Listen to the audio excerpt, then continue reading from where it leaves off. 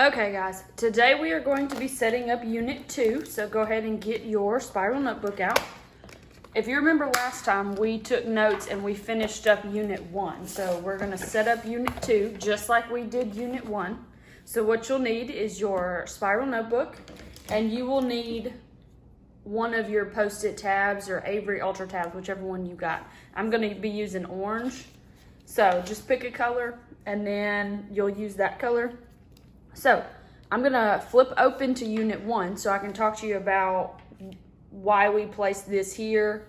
So way back at the beginning of the school year, we set up this notebook and we put this right here. Now, when we go to set up Unit 2, we'll be further in the notebook, but when we put this in there, it needs to be like this, because your purpose of using these are so that way we can easily see them and flip to a certain unit if we want to.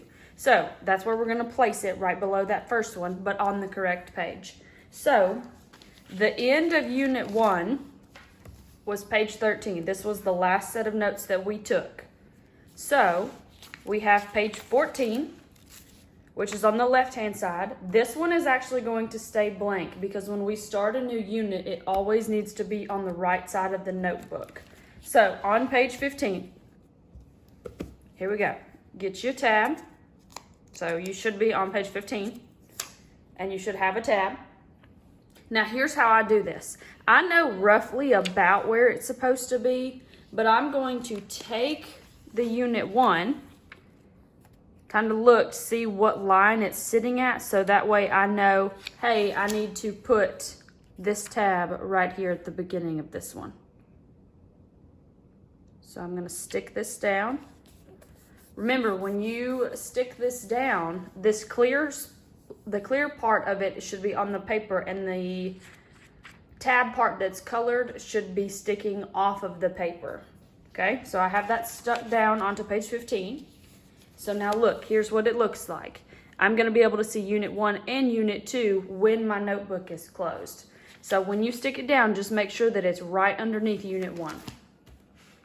Okay, so the next thing is our table of contents. You should still have the other half from where we cut it in half for Unit 1, or I gave you half a sheet in class, whichever one you have. Just get half of this and then tape it down. So I'm gonna go ahead and cut mine real quick. And you're just gonna tape it down to the middle of the page. Remember, we need to tape down all 4 corners, and you do not need massive pieces of tape, just kind of small pieces of tape will work. So I'm going to tape down the corners, just like this. And now we're almost done. We only have one more thing to do, and that's fill out these bubbles and our tab. So we are on Unit 2.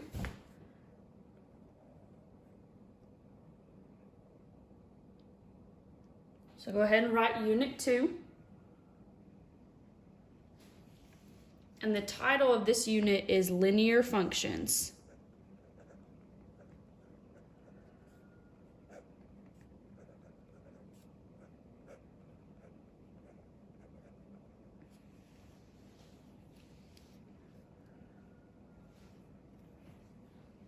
Okay?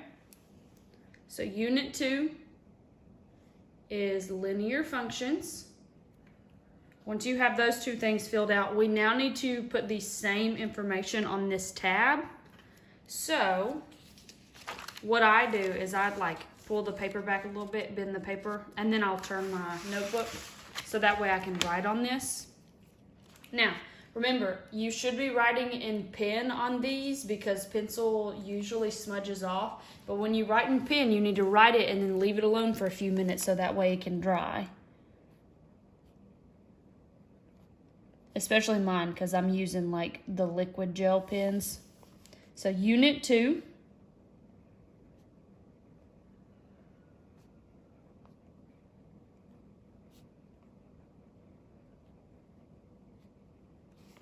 And I've got linear functions. So all I did was write the same information that we put on the top over there on the tab. So Unit 2, linear functions. And now I'm gonna let my spiral notebook kind of sit out for a little bit so that way that can dry just for like a minute or so, and then it will be fine. But once yours dries, you just close up this notebook and put it back in your binder, and then you are done. Good job.